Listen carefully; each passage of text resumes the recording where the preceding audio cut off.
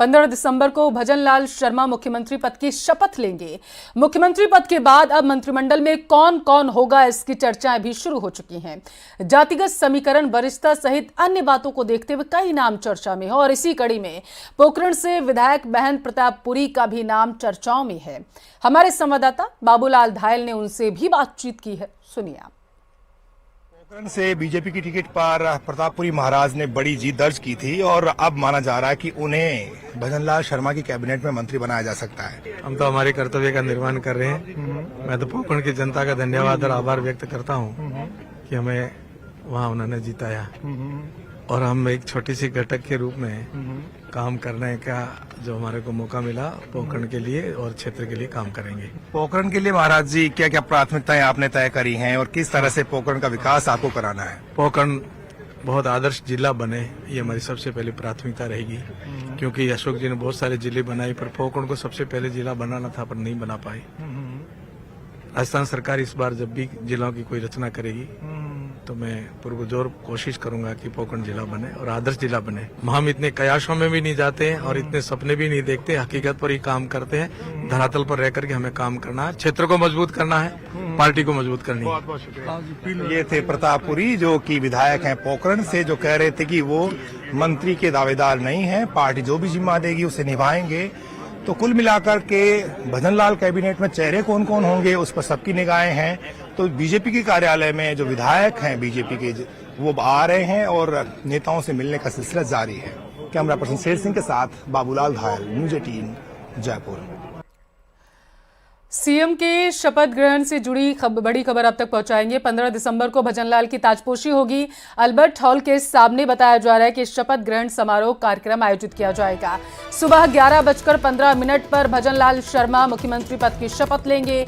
PM Modi, JP Nadda समेत कई दिग्गजों को आमंत्रित किया जाएगा। तैयारियों को लेकर भजनलाल शर्मा अब जो है मंत्रणा जो है वो कर रहे हैं। राजस्थान में शपथ ग्रहण को भव्य बनाने की तैयारी जो है शुरू कर दी गई है। अल्बर्ट हॉल के सामने 15 दिसंबर को 11:15 पर भजनलाल शर्मा मुख्यमंत्री पद की शपथ लेंगे। पीएम मोदी और अमित शाह समेत कई दिग्गज नेताओं को बताया जा रहा है कि आमंत्रित किया जाएगा।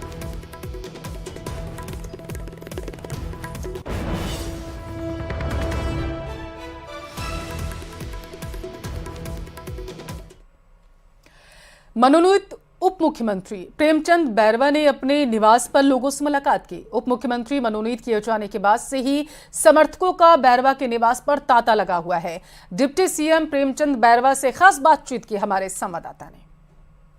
डिप्टी सीएम का जो अब आपको दायित्व मिला, क्या कुछ आपके आगे प्रायोरिटीज जो है वो रही? ऐसा है, जिस तरह से 5 साल में कांग्रेस गवर्नमेंट जिस तरह झूठ बोल के राजस्थान में आई थी, किसानों को झूठ बोला कर्जा माफ करने के लिए, बेरोजगारों को कहा आपको बता देंगे, ऐसे झूठे वादे करके जो राजस्थान में आई और 5 साल तक कुर्सी की लड़ाई में लड़ती रही। निश्चित रूप से भारतीय जनता पार्टी की सरकार आई है, वो इसलिए आई है कि इन्होंने 5 साल में ऐसा इस राजस्थान को पीछे कर दिया और जो महिला उत्पीड़न है, दलित अत्याचार है, ये हिंदुस्तान में नंबर 1 राजस्थान प्रदेश रहा है। अब भारतीय जनता पार्टी की सरकार, आप देखा होगा, कभी भी जो कहती है वो करती है और जो नहीं कहती है वो भी करके दिखाती है। इसलिए अब आने वाले भविष्य में मैं इस राजस्थान में दलित अत्याचार पे, महिला उत्पीड़न में और 36 कौमों को साथ लेके हर वर्ग के लिए काम करेंगे। जनहित की योजनाएं तो जारी रखेंगे या फिर उनमें कुछ संशोधन होकर के जारी रखेंगे? बिल्कुल, जिन योजनाओं को इन्होंने बिगाड़ा निश्चित रूप से उसको सुधार होगा। तो प्रेमचंद बैरवा डिप्टी सीएम से हम बात कर रहे थे, यहाँ पर अपने समर्थकों के बीच में और यहाँ उनका स्वागत चल रहा। कल जिस तरह से उनके नाम की घोषणा हुई और मनोनयन हुआ, उसके बाद से ही जो उनके समर्थक हैं उनमें उत्साह की लहर जो है वो दिखाई दे रही थी। हमने जब उनसे बातचीत की तो उन्होंने कहा कि जो कई ऐसी योजनाएं हैं उनको, जनहित की योजनाओं को जारी रखने की दिशा में उनके प्रयास होंगे। कैमरा पर्सन शेर सिंह के साथ महेश दाधीच, न्यूज़ 18 जयपुर। राजसमंद जिले के नाथद्वारा नगर की मुख्य चौपाटी पर नगर भाजपा कार्यकर्ताओं ने सीएम भजनलाल शर्मा, दिया कुमारी और प्रेमचंद बैरवा के उप मुख्यमंत्री बनने पर आतिशबाजी की और नारेबाजी कर मिठाई भी बांटी। इस दौरान भाजपा पदाधिकारी कार्यकर्ता के साथ महिला मोर्चा की कार्यकर्ता भी मौजूद रही। आतिशबाजी के दौरान चौपाटी पर जमा हुए कचरे को बाद में नगर अध्यक्ष प्रदीप काबरा और उनकी टीम ने झाड़ू लगाकर एक जगह एकत्र कर सफाई का संदेश दिया। देश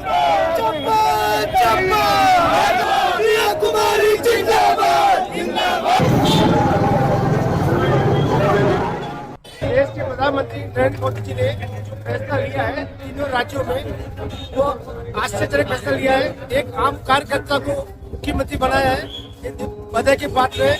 और जो कार्यकर्ता मुख्यमंत्री बने हैं वो जमीन से जुड़े हुए, वो देश के, वो राज्य के लिए अच्छे से अच्छा काम करके विकास की बात करेंगे। राजस्थान के लिए बहुत बड़ा दिन है। आज हमारा एक साधारण कार्यकर्ता भजन लाल शर्मा के रूप में राजस्थान का मुख्यमंत्री बनने जा रहा है। इससे बड़ी हमारे लिए कोई खुशी की बात नहीं हो सकती है। हमारी दिया कुमारी जी और हमारे प्रेमचंद जी उप मुख्यमंत्री बनने जा रहे हैं। इसके लिए हम सब पूरे नाथद्वारा संगठन की ओर से, पूरी विधानसभा नाथद्वारा की ओर से उनको बहुत बहुत बधाई, खूब खूब शुभकामनाएं देते हैं। सुखदेव सिंह गोगामेड़ी हत्याकांड में अजीत सिंह के अस्पताल में इलाज के दौरान मौत हो गई है। अजीत सिंह सुखदेव गोगामेड़ी से वारदात के वक्त मिलने गए थे। अपनी मांगों को लेकर अजीत सिंह के परिजनों ने एसएमएस अस्पताल की मोर्चरी के बाद धरना दिया। धरने पर बताया जा रहा है कि खबर मिलते ही बीजेपी नेता राजेंद्र राठौर और महिपाल मकराना मौके पर पहुंच गए। राजेंद्र राठौर ने मौके से ही नवनियुक्त सीएम भजनलाल शर्मा को फोन कर हालातों की जानकारी दी। सीएम ने आश्वासन दिया है कि शपथ ग्रहण के उनके बाद सभी मांगों को मान लिया जाएगा। आश्वासन के बाद धरने को खत्म कर दिया गया। तीसरे अजीत सिंह का दुखद निधन हो गया। आक्रोशित समाज आज सड़क पर है। मुख्यमंत्री जी से चर्चा होने के बाद एनआईए जांच कर रही है। तय तक इन अपराधियों को पकड़ने के लिए, सरगनाओं को पकड़ने की कोशिश एनआईए जो भारत सरकार की एजेंसी है वो कर रही है। और इनकी मुआवजा और नौकरी की बात मैंने की है। हम इस पूरे परिवार के साथ रहेंगे। संविदा पर नौकरी और उचित आर्थिक मुआवजा दिलवाएंगे। इनका मुफ्त में इलाज कराने, जो घायल हैं उनके इलाज की व्यवस्था भी करेंगे, घायलों को मुआवजा भी देंगे। इस प्रकार का आश्वासन मैंने सरकार की तरफ से दिया है। सुखदेव सिंह गोगामेड़ी हत्याकांड के तार अब टोंक से भी जुड़ते हुए नजर आ रहे हैं। हत्याकांड में जयपुर से गिरफ्तार पूजा सैनी टोंक जिले के अलीगढ़ की रहने वाली है। 5 साल पहले एयर होस्टेस बनने जयपुर गई पूजा की शादी और गोगामेड़ी हत्याकांड में शामिल होने से माता पिता अनजान हैं। पिता शंकर लाल का कहना है कि वो मेरे लिए मर चुकी है। सरकार से सख्त सजा देने की मांग की गई है। बताते चले कि पूजा 5 भाई बहनों में सबसे छोटी है। बीमार पिता चाय की थड़ी चलाकर परिवार पालते हैं। पूजा घर पर ही गैंगस्टर रोहित गोदारा और वीरेंद्र चारण के गुर्गों को हथियार सप्लाई किए। उसका सहयोगी महेंद्र भी फरार। कब लड़के के पास रहती थी, कब नहीं रहती थी, हमको कुछ नहीं मालूम।